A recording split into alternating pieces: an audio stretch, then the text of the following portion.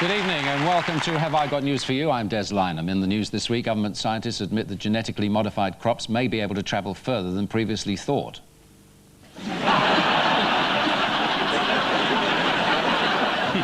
At the Optician of the Year Awards, the man who had pioneering laser eye surgery insists on thanking the surgeon personally.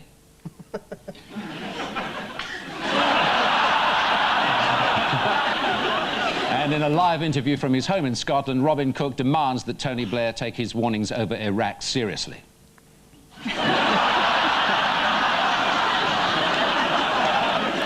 With Paul Merton tonight, who's a writer and comedian who once starred in a show called 15 Minutes of Misery. So let's see how he copes with the full half hour. Please welcome Sean Lock. Thank you. Thank you. And on Ian Hislop's team is a journalist and broadcaster who was a regular stand-in for Robert Kilroy Silk on his talk show, although, luckily, she was never asked to do this. Their fate will be in each other's hands as they decide whether to share or to shaft.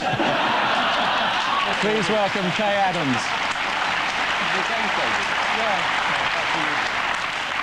We start with round one. Paul and Sean, have a look at this. OK, obviously there's the two leaders of the free world, Tony Blair, George Bush, and there's Michael Howard. So this is about the American election, is it? About Michael Howard refusing to congratulate George Bush on winning the election? Yes. I imagine Tony and George will go into a room, very quiet on their own, and just go... How did you get away with that?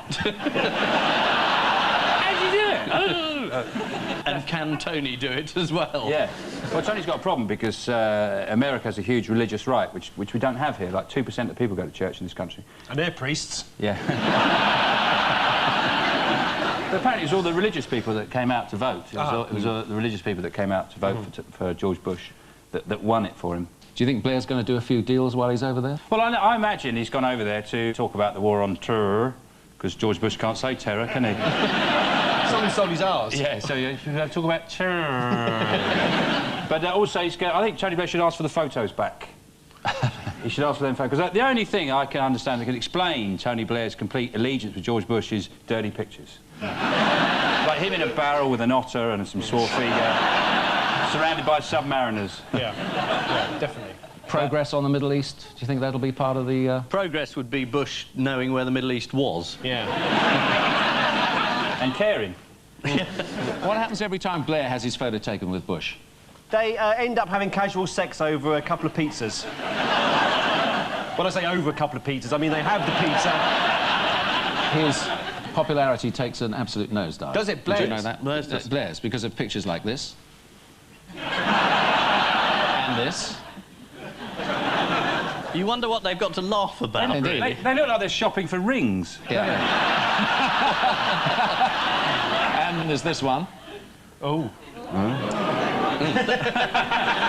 You said it was a twin room. Yeah. You saucy beast. This is Tony Blair's Bush visit. On Breakfast with Frost, former President George Bush Sr. said, "My son is the first US president to say he'd like to see a Palestinian homeland," adding, "and he's told me they can have Fallujah when he's finished with it." The Republican election victory has once again given the Kansas School Board a conservative majority. According to The Independent, the board wants to change the science curriculum that currently teaches Darwin's theory of evolution. And you can see why some Republicans would want to keep that theory quiet.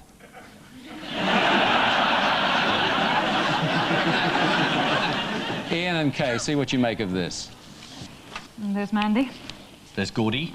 Yes. Staring at who? Oh, out the window. There's Archie. Yes. There's Horny. That must be Boris Johnson's PR manager. Oh, is that Boris in an amusing hat? Was it? No, I don't think I don't so. know. No, we didn't have the shafted blonde hair. Sorry to go back to shafting days. Yes, particularly mentioning Boris and shafting in this week. It's very poor taste. This was about Peter Mandelson's... Sorry, Peter Mandelson's first speech at the CBI conference. You're absolutely right, Des, it was. What was the gist of his speech? He's good, isn't he? That's very good, yeah. Peter Mandelson, being now a mature and responsible statesman, decided to use the conference to have a dig at Brown. And he said, "We shouldn't gloat about our economy. Brackets, you're not that great, Gordon." How did Gordon react? Well, he gave a responsible speech saying, actually, the economy's great and I'm going to take over. And what other Mandelson story is going to bring a smile to Brown's lips, do you think, this week? He's in a threesome with Tony and George. There's another one.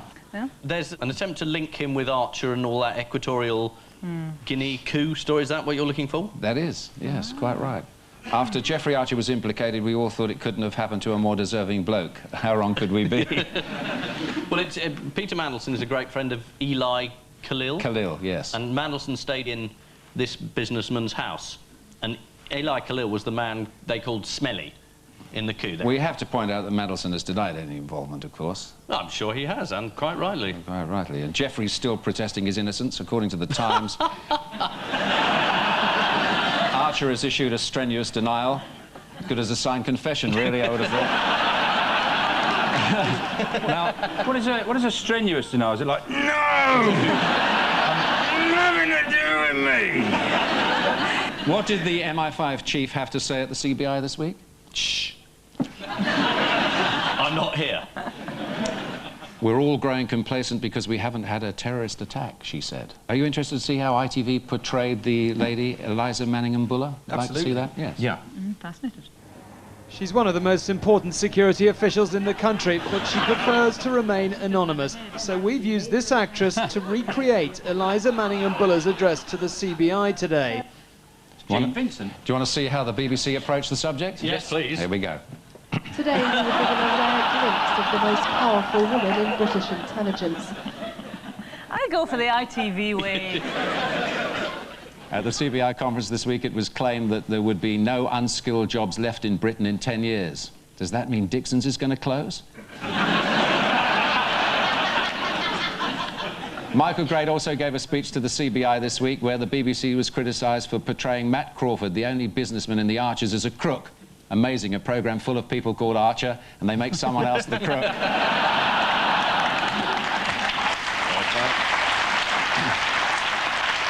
And so to round two, Ian and Kay, what's this all about? Hello, hello, hello, I'm on the mobile. There's a female Labour politician, I can't remember who it was, but said that everyone should be able to contact their local policeman by mobile.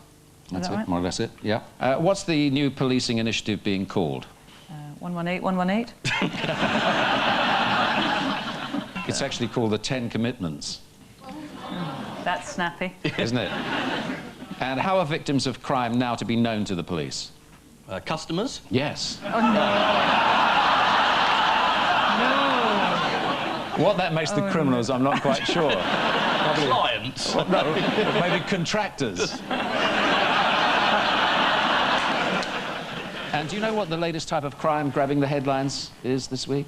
Is it theft of policemen's mobile phones? Yeah, they're wasting time. One of the ways to cut crime is to ban hooded tops. The only reason to wear a hooded top is if you are some kind of shifty, suspicious thief in tow rag, isn't it? What about, you can take it further than that as well. You see these guys who are arrested with serious crimes, they're always walking around with blankets over their heads. Yeah. Find them before they commit the crime. Walking around with blankets on their head, nick them. The crime is skimming, actually. Skimming? Oh, skimming. Yeah. Oh, the credit card thing. That's it. Is it? Yeah, they're Yeah. putting all sorts of different devices on your cash point thing that they can get your numbers. Do you know how much was stolen by this skimming method last year? A lot. Correct. Thank you. Was it £93? I like to be accurate. £61 million. Oh, I was nearly there. Only came to light when Victoria Beckham checked her statement. She should do more of that check in her statement. She might find out a few things. Come on. This is the government's new proposals to make the police service more efficient and accountable. One of David Blunkett's proposals stated that new recruits from outside will now be able to join at a more senior level than before. So a bit like coming straight onto this show as host. There's been an outcry this week after inmates were allowed to hold a party with their families at Ford Open Prison. According to the Daily Star, one of the attractions at the party was a bouncy castle. You're ahead of me. And when it arrived, inmates told the lorry driver, just stick it over there, mate, next to the fence. Paul and Sean, how much are those doggles in the window? Some vets have come up with this marvellous scheme for dogs who need to have their eyes tested. They've got this test, and if a dog needs glasses, they will provide your dog with glasses. I mean, how you can tell that your dog needs glasses, I don't know. Yeah. Holds the Guardian at paw's length. Can't write read it. I don't know. What do you reckon? Or you chuck a stick and it comes back with a pensioner's leg. Yeah. Would you like to have a look at a dog modelling them? Yeah. No, I wouldn't, actually. Oh, well, funny enough, you're going to. They're fantastic. They make all dogs look like Alan Clark. Hello. Not only chase cars, but when they get there, they can do a bit of welding as well. Here's another doggy with glasses on. Is that Jack Nicholson's dog? It's a Blues Brother dog. They'd be very good at cleaning them, wouldn't they? Like...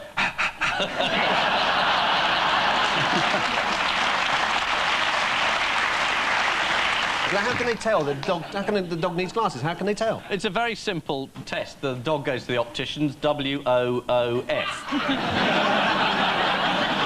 If they can't do it, glasses. Yeah. What have they also tried out but scrapped? Laser surgery. Does that not work on dogs? No, it's not what I'm thinking of. How on earth will we know what you're thinking of? I mean, if it's in the news, we've got a chance, but what you're thinking of... You wouldn't want to know what I'm thinking of. You might be thinking of Mary Peters eating a jam sandwich. I've no idea. I'm thinking of contact lenses. Well, I wouldn't have told that from your face. No. Hearing aids for cats, that's the next thing. Neck braces for woodpeckers. Yes. Very popular. Very popular. So this is the latest innovation for dogs with failing eyesight, a pair of spectacles or doggles. Incidentally, if you've never seen a dog have its eyes tested, it has to read something like this. They've done Ian's joke, but Ian's was better.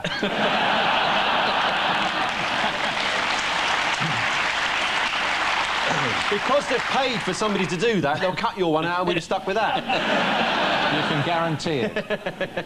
Getting their vision back can come as a bit of a shock to some of the dogs. Blimey, so that's what I've been sniffing all this time. Ian Kaye, how about get your coat, Gran, you've pulled? Esther Ranson springs to mind. This is not one of your chat-up lines, is it, Des? Could be. Is it about older women enjoying a hectic lifestyle? Is it a survey? It is. There's 3 people they've asked in the office saying, do you think older women are having a really interesting life? And they're all going, yeah, probably, yeah, so... Get your coat, Gran, you've pulled. What? Apparently you can't stop them. Older women, look at you all, you're just at it all the time. If it were to be true, what would be the main reason for it, Kaye, do you think? Oh, I think you could answer that, Des, better than me.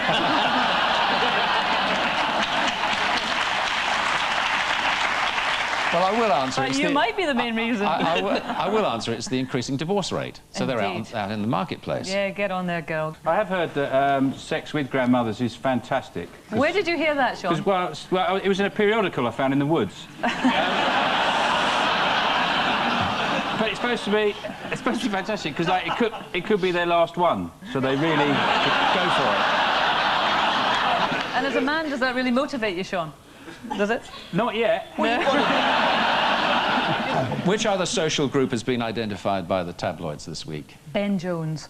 Correct. Because this is all part of the same thing, isn't it? It's not really about Bridget Jones, all the movies out this weekend and stuff.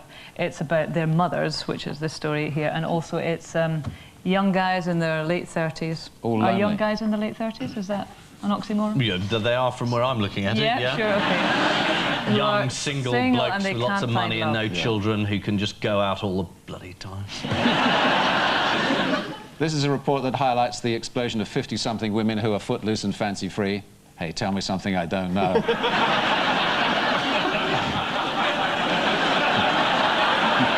I could see you as Zorro, do you know that? Zorro. Yeah, the romantic lead with sword fight. Have you ever taken lessons? Zorro the Gay Blade. Not terribly appropriate. Never been accused of that. Yet. Now, according to the survey published in The Telegraph, 1 in 5 50-something women regularly go to bars and clubs in the hope of meeting a man. And that man is usually Wayne Rooney. Also this week, the National Office of Statistics revealed that the number of single men in their 30s has reached record levels. One long-term single man told The Observer, "I would often catch myself sitting down on my own with a glass of red wine in front of the football. Don't knock it, one man's lonely night in is another man's viewing figure." Paul and Sean, you've got Jet Me to Work on Time. Well, this again is the story which comes up with incredible frequency and is absolute nonsense. The idea being that sort of we'll all one day hail a plane in the centre of London which will take us to the countryside in 3 minutes. And this is what it'll be an air taxi, is what they say. And they also say, you know, they also chuck in the thing, oh yeah, we'll all have our own jetpacks. It's never happened, and I'm disappointed. Yeah. Bitterly disappointed. I'm looking forward to hover boots. They'll be the best. Now, what are hover boots? Well, they're boots that hover. Really? How high do they hover? I don't know. I've just thought of them. Oh. But, I was really disappointed. Oh, OK, yeah, I'm happy now. Yeah. Now, they're called jet pods this time round. They are called jet pods, yes. Yeah. And the idea that it's not only going to the country, it's you're going to get around London. Do you want to see an artist's impression of... Yes, please. Yeah. Ooh. Well, I can see that happening easily. Yeah. But if you can get to the country in 2 minutes, it'd be a good way of annoying people in the country, wouldn't it? Just keep visiting them every 2 minutes. Oh, and another thing. Then come back again. Anybody see the other new travel breakthrough in the papers this week? Is it a horse that can swim underwater? It is, sort of. Is it? Yeah. Good. Oh, no, wait a minute. Yes, it's the dolphin. It's the mechanical dolphin that you can buy. It's just like a real dolphin. It goes under the water and it's the same speed as a dolphin, and this guy reckons that people are going to buy mechanical dolphins. This is it? Yeah, where are you going to keep one of those dolphin things? Yeah. I mean, it's not in your bath. Yeah, it's not the sort of thing you can use, is it? Unless you own a sea. You've come up with jetpacks in the past. Did you come up with this idea as well? You didn't? No, did you? no. I think it's an extraordinary idea, and it will never see the light of day. Well, I saw a picture with you and a dolphin. Yeah, a long time ago. What an identity parade that was. It was a bloke at the end, did it?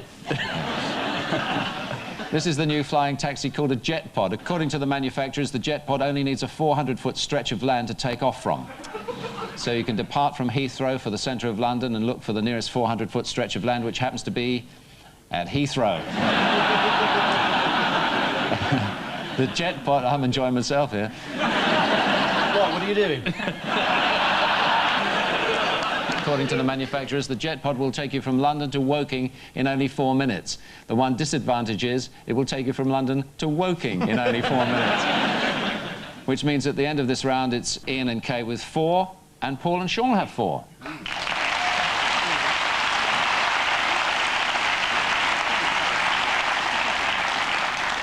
Round 3 is the odd one out round. Ian and Kay, your 4 are Britney Spears, Silvio Berlusconi, Catherine Zeta-Jones and Ruud van Nistelrooy. That's a good picture of Britney. She'll be happy with that one, won't she?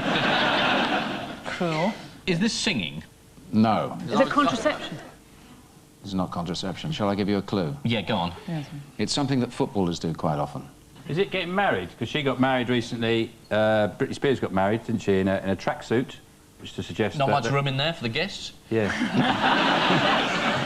Give us another clue, before they get it right. Could be through the keyhole. Keyhole surgery. Keyhole surgery. Keyhole surgery. Heart trouble. Keyhole surgery. Heart trouble. I've got stuck. It wouldn't have been a problem for Long John Silver. Ah, they all own parrots. It's one leg. Leg injuries. Leg injuries. It's knees, actually. They've all had knee problems, except she doesn't Catherine go on her knees. Zeta-Jones, who bought her granny some knees. Now, Ruud van Nistelrooy, do you remember him doing an injury to his knee? Shall we show you how he did it? Yeah, he was in training at the time. He was going well, and then suddenly... Oh, blimey. What most of us would call a really unfortunate accident, Alex Ferguson would call a cast-iron penalty. Do you know what the ramifications were of that injury to Van Nistelrooy, Ian? I think it was global warming, wasn't it? It's obviously something very important. No, it stopped his transfer to Manchester United from... A Dutch club. Real...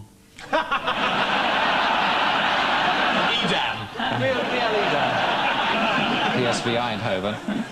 What's Catherine Zeta-Jones's granny's name? Michael. No, it's Zeta. Zeta-Jones.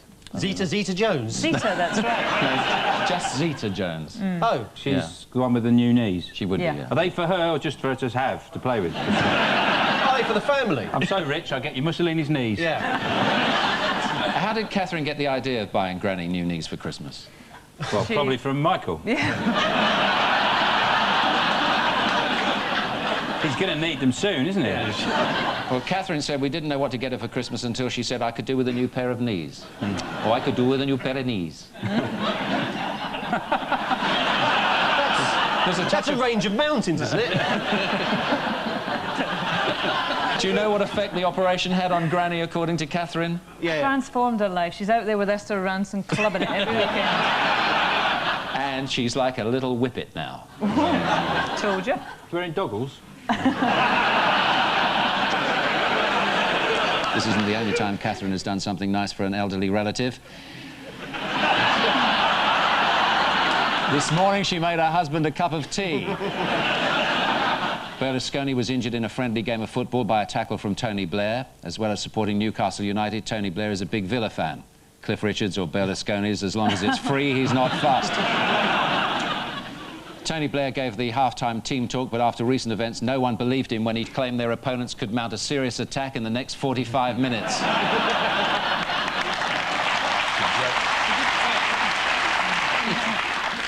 Paul and Sean, Osama bin Laden, Miss Piggy, Cliff Richard and Donald Trump. Donald looks like he's running out of a Cliff Richard gig. Have they all been guest stars in the Muppets? Give you a clue. The elk has a strong one. This is the sort of thing that spies say to each other, isn't it? The seagull flies over Krakow tonight. That's a trigger word for a hitman. Yeah, exactly, yeah. Shall I give you another clue? Yeah. How would you describe Mary Archer? Fragrant. So They've all got sense of perfume. smell, so Miss Piggy hasn't got a sense of They've all smell. got perfumes out. Except... Osama bin Laden. Osama. You're quite right. Miss Piggy's is called apple sauce. Cliff's is called a whiff of Cliff. And Trump's is called money. No, his is called I've Just Trumped. You're right, they've all produced a scent apart from Osama bin Laden, whose brother has produced a scent, by the way. In 2001, his half-brother, Hislop bin Laden, a Swiss-based entrepreneur, was going to bring out a bin Laden perfume until his brother rather spoilt things with 9/11. Hislop bin Laden was interviewed by Time magazine recently. Do you know which searching question they asked him? Where's your brother? Is he always a bit moody? Fly off the handle, take things the wrong way. They asked him, do you have trouble making reservations on hotels or planes? Do you know what Cliff's scent is called? Is it Miss You? Miss You Nights. Miss You Nights. Miss You Nights. Do you know when that was a hit, Paul? You're a top man on... Ooh, not really. Cliff Richard. Was it a hit for Cliff? I suppose it was. 86. I say 85. 76. Well, you idiot.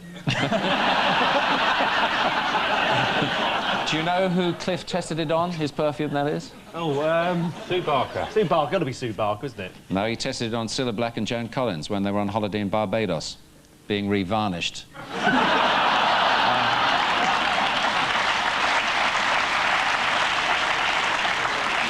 That's quite a dangerous gag from someone with a tan like yours, isn't it? That's blood pressure. Do you know what Trump's perfume smells like? It's a blend of citrus and pepper with a hint of mint, cucumber and black basil. I had that at the Star of Bengal last night. The answer is they've all produced a scent apart from Osama bin Laden, whose brother has. Hislop bin Laden claims his scent is a gentle message in a bottle for all who long for inner peace. Sod the perfume. If you want inner peace, shoot your brother. Besides Cliff, the market is currently saturated with perfumes endorsed by celebrities, including Celine Dion, Catherine Zeta-Jones, Naomi Campbell, J.Lo, Britney Spears, P. Diddy, Paris Hilton, Maria Sharapova. Far too many, when frankly there's only one perfume you need. Simply Des. Get it today.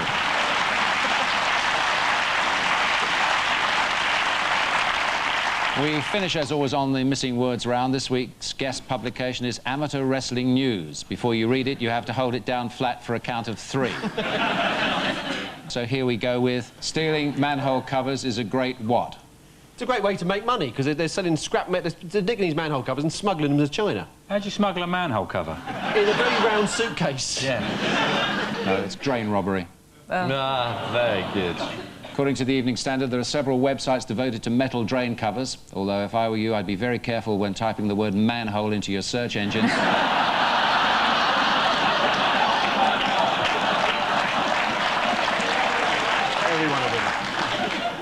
Is it me, Des, or has the programme taken a lurch down market? Next, panorama, we prefer what? Bananarama. Correct. I thought that was just a bad joke. It rhymes. Yeah. Not too dirty for you, Ian, that one, was it? Thank God for No, that. though I don't know where you're going with the bananas, Des. Probably up somebody's Rama. No, is that not about Well, children in need? it is. And the three of the newsreaders, female newsreaders, are going to dress up as panorama. It's the story that newsreaders You address... dress up as Panorama. Oh, sorry, I think one of them does Jeremy Panorama. Paxton. I might watch that. Very good parody. I think they always do this. I mean, the children needs, you know, good cause and everything, but these newsreaders, they can't wait, can they, to put on fishnet stockings, and the women are just as bad. Next, have they got what for you? Shoes. No. Zoos. No. Loos. No. Booze? Cruise. No, I'll tell you, it's fuse. Fuse. Oh, Yes. fuse. This is a study which has found that men watching female newsreaders tend to gawp at the presenter and don't listen to what's being said. Incidentally, ladies, if you didn't catch any of that, don't worry, it wasn't important.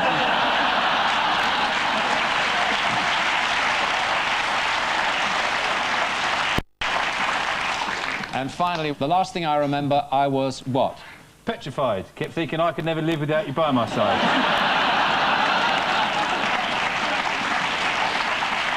But then I spent so many nights thinking how you done me wrong, and I grew strong. The answer is wrestling Danny DeVito when I woke up in hospital. Wrestler Bobby Douglas revealed how Danny DeVito almost put him in a coma. I had a similar experience after watching him in Twins. So the final scores are Paul and Sean have 6, Hey. Ian and Kay have 8. Oh. No.